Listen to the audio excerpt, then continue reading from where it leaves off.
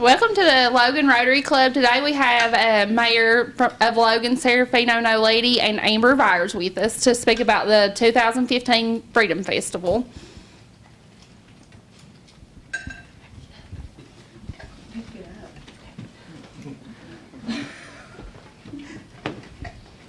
Just want to thank everyone for our invite today to the Rotary Club. It's always a pleasure and an honor to be here with you guys. I think it's probably, I believe we came last year. I think it was the year before last we came and talked to you.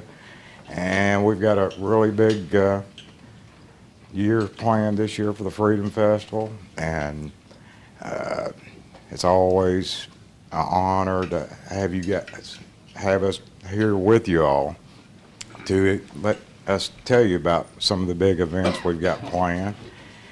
This year we probably got the biggest event ever. We've got a carnival this year, which we've never had. Probably one of the best traveling, carnivals that travel the state of West Virginia, I think. And we're really proud to be able to offer that this year to the people that attend the Freedom Festival. While we do this, when we started this probably 15 years ago, it started out as like a one-day event, not even a day, it was like a 3-hour event. And we saw how many people that came to this event, a little 3-hour event. And the people just love having something to do, and we try to make it as friendly, family oriented as we can, and to try to offer events that are free to the people here in our town. Some of the people, they're not as fortunate like we have been. And we take great pride in trying to offer things for people to do here that kids can come and attend and have a good time. But Amber, I'll let you take over and go over the schedule.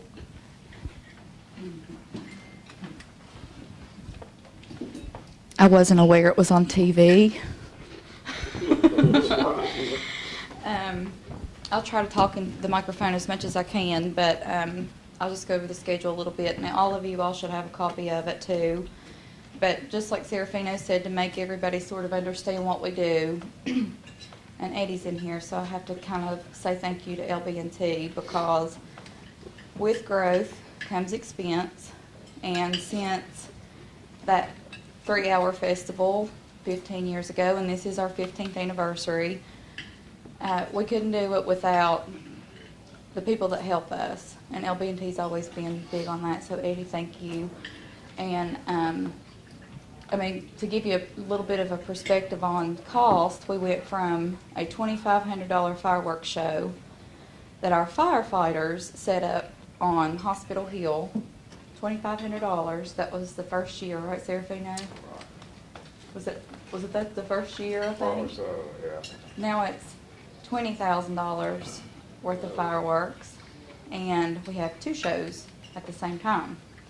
And I would stack our fireworks show up against any in the entire state, because there's very few that you see shot off at the same time from 2 different locations, because you can see them from town and you can see them from the original spot, which is Hospital Hill down on the lower end of Stratton Street. But we went to 3 days. We're always the first weekend in July. So you never know when I guess you could say our 4th is, because whatever that Saturday falls on, that's when our fireworks are. So if it's the 4th, 5th, and 6th, and the 6th is a Saturday, then that's when our fireworks are. And people sort of, for a few years, didn't like that, but have grown to like it. But the reason behind that was always because we got more bang for our buck, literally. When you don't shoot on the 4th, you get more fireworks to be shot on that day for your money. So that was sort of the original reason we started, and now it's just become such a tradition to do everything on the first week of July that it's sort of stuck. So this year, Saturday falls on the 4th. So, of course, and it's the 15th year. So, on Thursday, that's the opening night of the Freedom Festival. We have 3 stage areas now.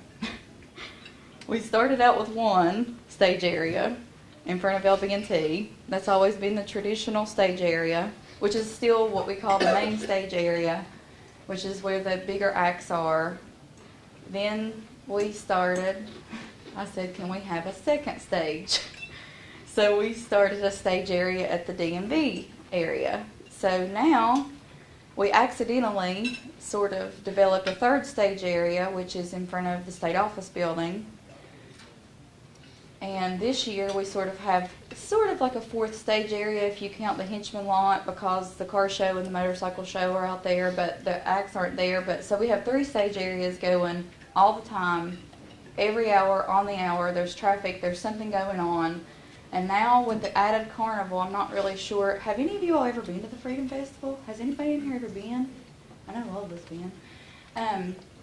Last year we were like, we can't top it because, I mean, our firefighters even said you sort of need to split the crowd because we can't get through. We can't even walk through the crowd. So this year I can't even imagine. I'm excited because we've always wanted to extend all the way through town. And so now we're from the old parking building lot, the DMV lot, all the way through town, McCormick's, LB&T. Now we are all the way through the rest of the town down to the state office building with the carnival. So when Serafino and I talked about this to begin with, our whole goal and our whole dream was to make sure that it stayed in town. That was always something that was really heartfelt to us, and we have been beat to death to try to move it. Everybody's move it, move it, move it. We've stuck to our guns, and we've never moved it in 15 years, and it just keeps growing, and we just keep making room to have more stuff. So the reason why I wanted to tell you about the stage areas is because it makes the schedule make a little bit more sense. If you can see at the same time on the schedule, there's something on each stage at the same time in different places. And the reason why we do that is because we've become a huge booth vendor attraction. Our booth vendors want to come back the minute that it's over. They want to be back the next year. How do I come back? How do I get my spot? So if that tells you anything, they want to come back here because the traffic is great. By doing the stage areas and making people go back and forth to different things, because if you have kids, they're not going to want to sit and watch a band the entire time.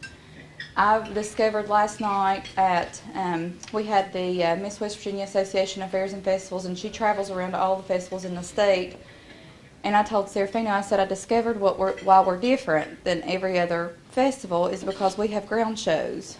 And I didn't really realize that a lot of festivals didn't have ground shows. They usually have a carnival and booth vendors. That's what you see. It's a carnival and booth vendors, and they have big, huge bands come to their shows. So we have, like, in front of McCormick's, if you've ever been or noticed, we always have, like, a specialty ground act. And these ground acts are anywhere from, what, Serafino, $5,000 to $7,000 to come in. But they are there for 3 days, and it's, like, high-class quality entertainment. It's not just, it's great. I mean, it's for 3 days. Most of them are educational. McCormick's is always packed right there, and so they do a show every they do like a 30 to 45 minute show on every evening, and then we always have a ground act at the parking building lot, which is this year Galaxy Girl, and you have to get on Facebook to sort of appreciate her because she is an aerial. She doesn't work with a net, and she is an aerial. Gosh, what do I want to call her? Acrobat.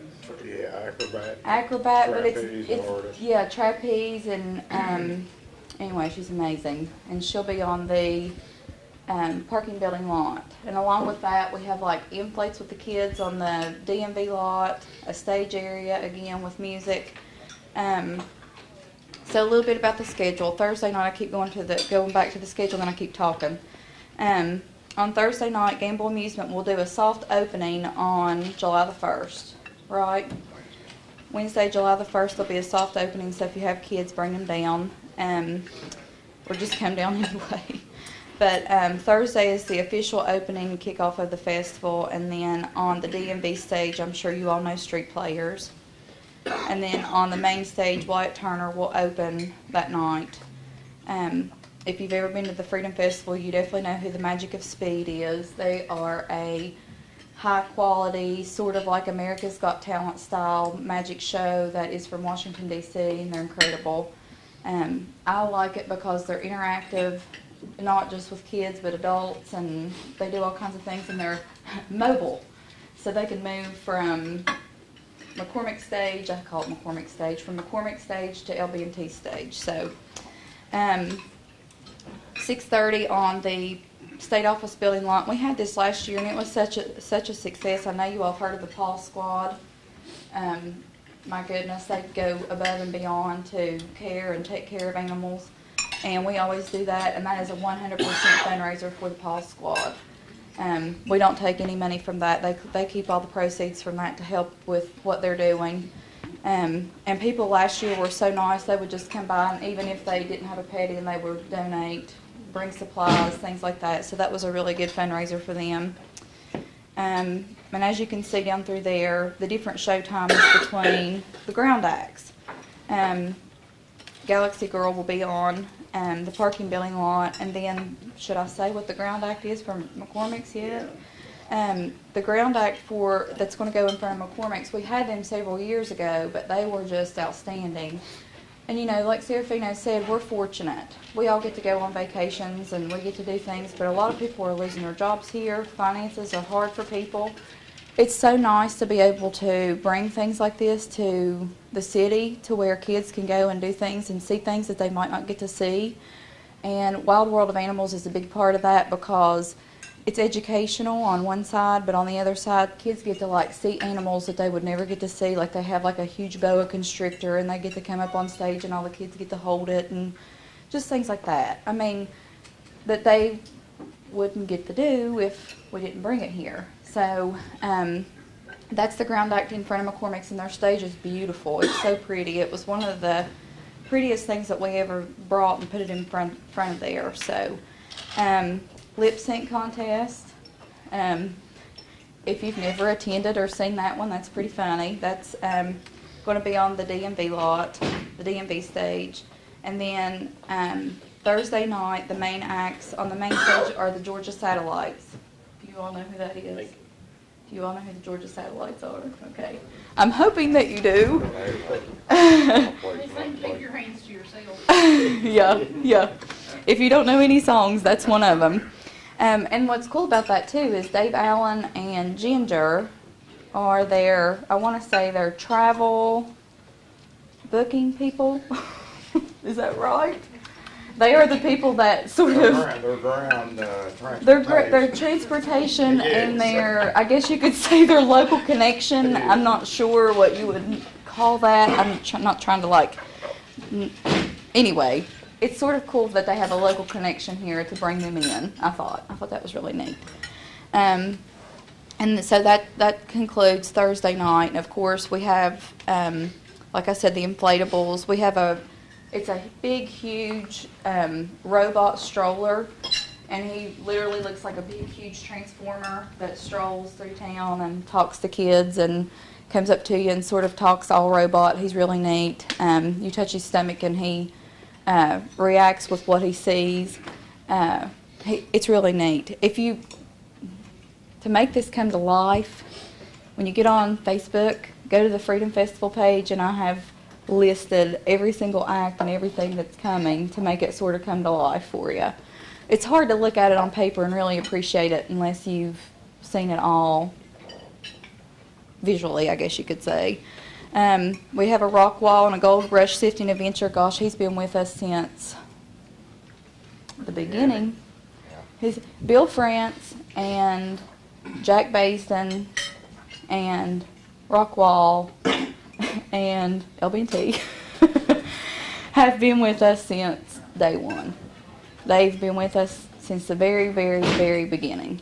So it's kind of neat whenever you come to the festival every year, and you know, Bill's still here and Jack's still here and LB&T's still here, and you know, it's just really neat to watch what's happened. Okay, on Friday, it's more of the same, except the one thing that changes is the contest and the bands. So if you know Jim Dillon, boy has he evolved. I don't know if you all know Jim Dillon at Radio Shack, but he like started out as seriously a one-man band. I mean, he did his own music, all on media, and he played, because he plays guitar, and he sings. And he started, back when we first started, as a one-man band, and now he has a band. And they're really, really, really good. So, and then we actually have 3 bands on the main stage that night, but we also have the Crazy American contest, which is funny because everybody's always dressed up in red, white, and blue anyway, and some are like way overkill. So I had the idea one year, I was like, let's do a Crazy American contest because some of these people are like, wow. And now that there's a contest, they're really wow. And like I said, a lot of the same on Friday night. We have wrestling on the DMV lot at 8 o'clock. And believe it or not, my goodness, they come out of everywhere for that. Don't they? You walk down there and you're like, what is going on? I mean, it's amazing to see that. But the main stage is the main stage has 2 bands that night, 2 opening acts, I guess you could say. And then the main act for Friday night is Andy Griggs. I don't know if you know who Andy Griggs is. Are you familiar? Okay. He's pretty awesome. And then Corey Stevenson, who is the mayor of Mann's grandson, is on the DMV stage. And I don't know if you all know, but he's become a national known act and travels a lot. So he will be there on Friday night as well. And everything's the same. I think that's one of the reasons why we've had so much success is because the schedules stay the same so that there's a lot of traffic, and if you miss one show, like if you miss the 6:30 show, it's again at 8:30. You know what I mean? And everything sort of stays the same. Now Saturday's crazy. This is always the day of exhaustion because it starts out with a car and motorcycle show, which, for those of you that don't know, that's where I originally came from. That's how Serafino found me. I was a car show organizer for 3 years prior to starting the Freedom Festival. And the year he found me, that was the year that we did, I think there was 270 cars on the island. And that was probably the final car show I did on my own. But that's where I came from. It's because I know I wear a dress and high heels, but I was raised under a car, and I can probably change oil and change a tire better than any man. And my dad was a mechanic, and he loved old cars, and I was raised knowing, you know, what a 67, 57, you know, I could name them on the road. And so I was doing them in honor of my dad because he got sick that year. So I've kind of held on to that, but we've never let go of it. The car show is always a success. It's not 270 cars big usually because it's during the 4th of July and we compete with the rod run. So, you know, if they're going to travel, they're going to win big cash there. But now we do it for the Blue Knights Motorcycle Club. I don't know if you're familiar with them, but it's a group made of retired police officers, and our police chief, Harper, is a member of it. And so a few years back, he's like, let's take it over. So I was like, sure. So we combined the car show and the motorcycle show together on Saturday, and what I love about it is all the proceeds go to the Blue Knights Motorcycle Club, and Harry Carpenter is a member of that club, and he is Santa Claus.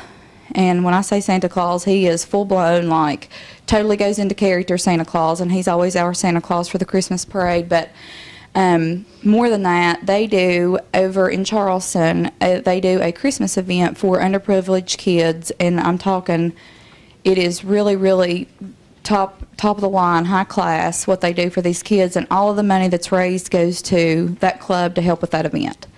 So I can't think of a better reason for people to come out for that, but I love that, and I like how it's kind of evolved, and I like that it's in on the Henchman lot.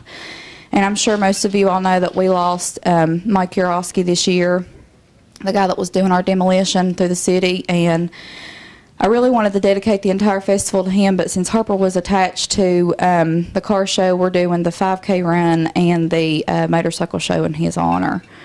We're doing a 5K on Saturday. It used to be called the Firecracker 5K, but I've changed it this year to the Firefighter 5K, and it will be that from now on.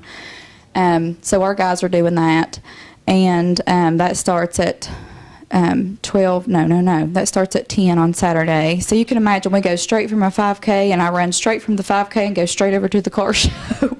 So Mama's a little tired. But there's a lot of help too. I shouldn't say I do it all. I do a lot of running, but there's so much help early in the morning. And last year it was really cool because Confederate Railroad showed up, so I'm hoping this happens this year with Trick Pony, but Confederate Railroad showed up on Saturday, and they just was like walking down the street, just these 3 guys just walking down the street for the 5K, and they were like, hey, is there anywhere to eat around here? And I was like, who are you all? And we're, Bobby and from Confederate Railroad, and I was like, really? And so they stayed and gave out trophies for the 5K, and just in their casual clothes, just hanging out. I mean, it was just so neat. And the 5K people loved it, but from 12 to 4, I don't know if you all know Stevie Trent. Do you know Stevie Trent that works for the fire department?